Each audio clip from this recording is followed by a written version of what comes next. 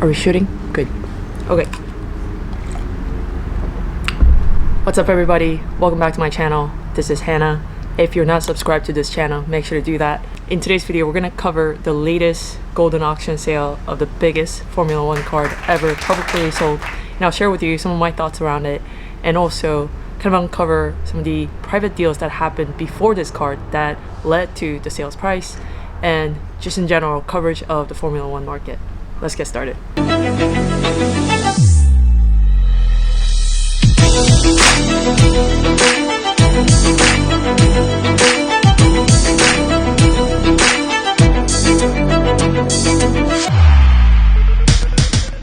Okay, so if you have not heard yet because you live under a rock or because you had a busy weekend and a meaningful weekend like everyone should have, instead of being on goldinauction.com or goldin.co now, what happened over the weekend was there was an incredible bidding war, in a sense, that led to numerous extended bidding of the 2020 Topps Chrome Formula 1 Lewis Hamilton Superfractor 1 out of 1 PSA 7.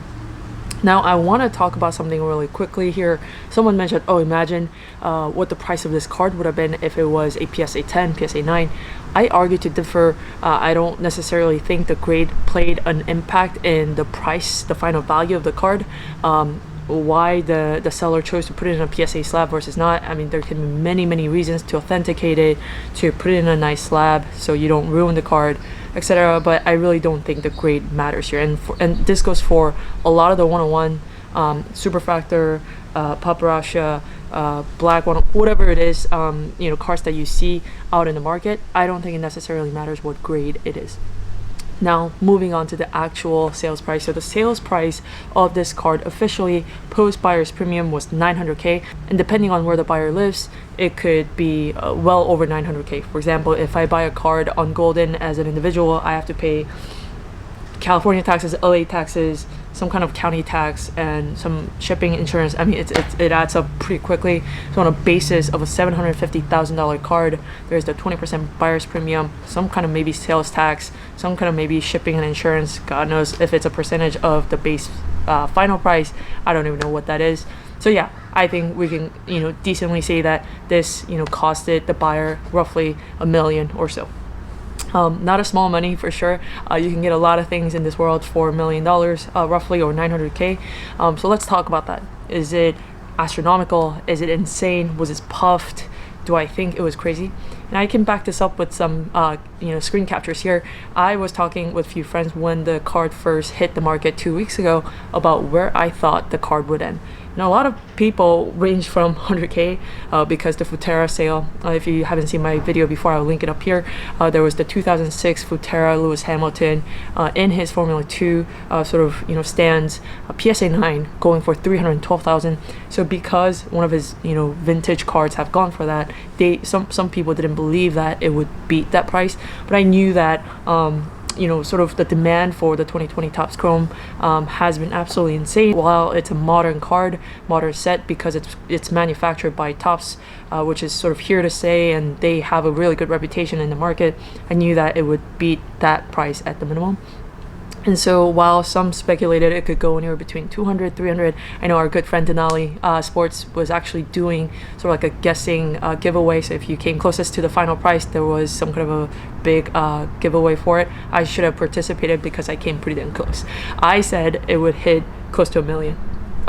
It was sort of like a number out of nowhere, but I do think that because I see so many sales happen, and like understanding the intuition of high-end collectors and what they look for, and also understanding in a grand scheme of things, like the level of discretionary income in these folks who are buying a McLaren's, Porsches, Ferraris, the cars itself as a hobby and as a passion. I knew that there were money to go around, but in terms of how many people would actually be in the room to bid that card up was really the dictating factor, and I felt like it could go close to $1 million. And I personally wouldn't have been surprised if it went over $1 million.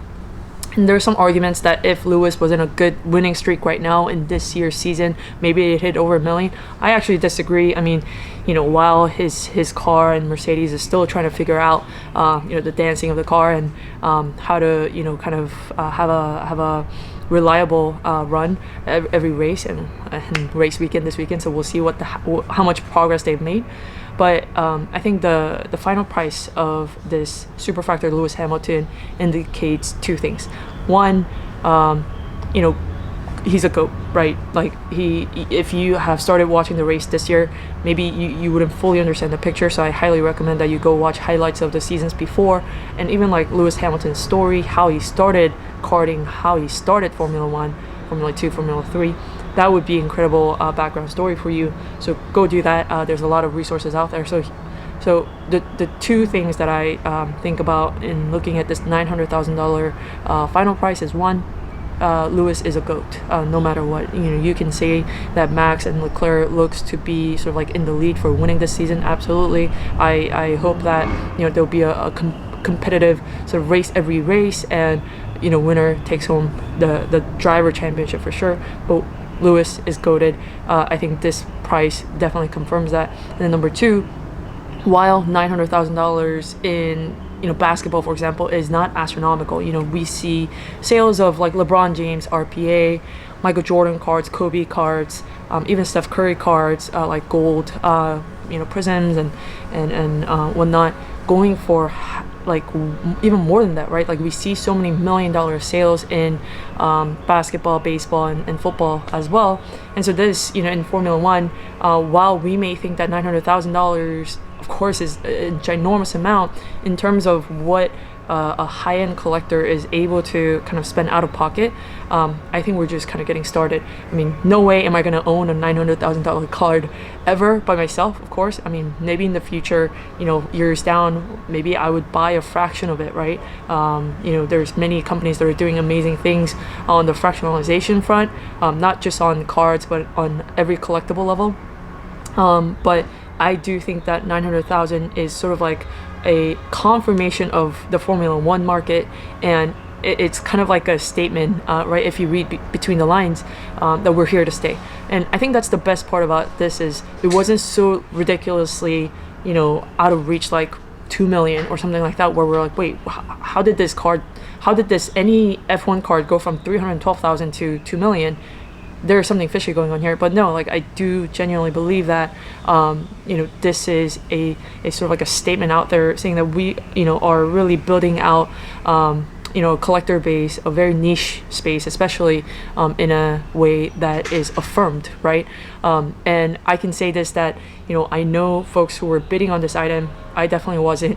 I don't have that kind of money, and 900,000 was within reach. Like it was not like, oh, I wonder how much it would go for. If it goes for 900,000, I wouldn't buy it. No, there were like, definitely voices who were like, yeah, this would go to 900,000 and I would be open to bidding for that. So because I have that context and I know the people, who were very serious about bidding for this and who have bid it for this, this is legitimate money. And I think that's what I'm trying to say here is it was certainly not some kind of,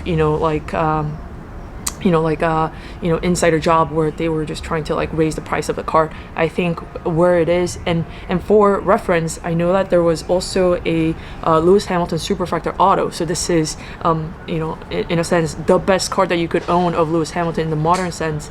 So the 2020 Topps Chrome Formula One Superfractor Auto sold privately for a lot of money as well. I won't disclose the amount because I think the seller and the buyer wants to keep that close. But do I think that the buyer got a great deal? I think so. I mean, given where things are, because there is no really historical like cadence of like Formula One cars being produced by big manufacturers since the 80s, I do think that this will be one of the best cars that will ever be produced of one of the best drivers ever to be made. Not to say that drivers like Max Verstappen, Leclerc, Lando, Russell, these guys cannot beat Hamilton. I mean, they have 10-20 years ahead of them to build a career for, and since they're really young, they're all early to mid 20s. But I think Lewis Hamilton is definitely towards the end of his career. Think of him as LeBron James, Tom Brady, and here he is still competing competitively.